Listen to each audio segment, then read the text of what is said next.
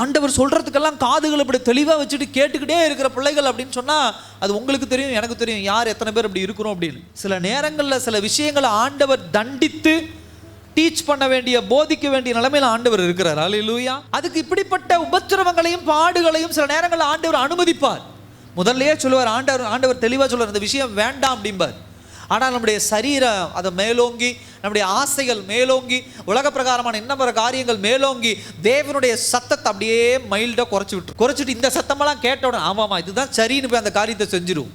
இப்போ ஆண்டவர் உங்களை என்ன சரி போயிட்டு போறான் என் பிள்ளை, என் மகன் போயிட்டு போறான்னு விட்டுட்டு போகிறவர் இல்லை. அப்போ என் மகன் என்னை திரும்பி பார்க்கணும், என் சத்தத்தை கேட்கணும் அப்படின்னு சொன்னா அவங்களுக்கு சில காரியங்களை ஆண்டவர் போதிக்கணும். அப்படி போதிக்க இப்படிப்பட்ட கசப்பான சூழ்நிலைகளை, ஒரு கடினமான சூழ்நிலைகளை ஆண்டவர் உங்களுடைய வாழ்க்கையிலும் என்னுடைய வாழ்க்கையிலும் ஆண்டவர் ஏற்படுத்துகிறார். இல்ல ஒரு ஷிஃப்ட் ஆண்டவர் கொடுக்கிறார், ஒரு மிகப்பெரிய மாற்றத்தை ஆண்டவர் கொடுக்கிறார். அதுக்கு ஆண்டவர் உங்களை என்னை தயார்படுத்துகிறார்னா இப்படிப்பட்ட சூழ்நிலைகளை ஆண்டவர் என்ன பண்ணுவார்? கண்டிப்பா ஆண்டவர் கொண்டு வருவார். இதை நம்ம ஏற்றுக்கொள்ளுகிற ஒரு மனநிலைமையில என்ன பண்ணு வரணும். அப்ப மாறாங்கிற இடம் நமக்கு, நான் உதாரணத்துக்கு இந்த வசனத்தை நீங்க எப்படி, இந்த இடத்தை நீங்க எப்படி பார்த்து கொள்ளணும்னா, நம்முடைய வாழ்க்கையிலும் மாறாங்கிற ஒரு இடத்தை கண்டிப்பா நீங்களும் நானும் சந்தித்தே ஆகணும்.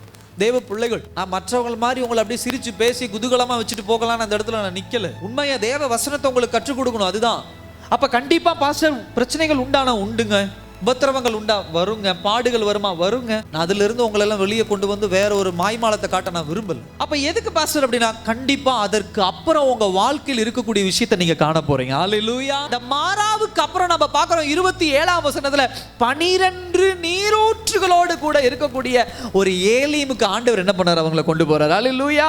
அதுல அண்டர்லைன் பண்ணக்கூடிய ஒரு வார்த்தை தண்ணீர்கள். நல்லா கவனிங்க, அங்கே தண்ணீர் அருகே பாளையம் இறங்கினார்கள். பாளையம் இறங்கினார்கள், செட்டில் ஆகிறாங்க கொஞ்சம் நாளைக்கு. ஸோ இப்படிப்பட்ட ஏலேமுங்கிற இடத்துக்கு முன்னாடி ஒரு சின்ன பிட்டர்னஸ், ஒரு கசப்புள்ள ஒரு மாறாவி நீரை கடந்து தான் போகணும்.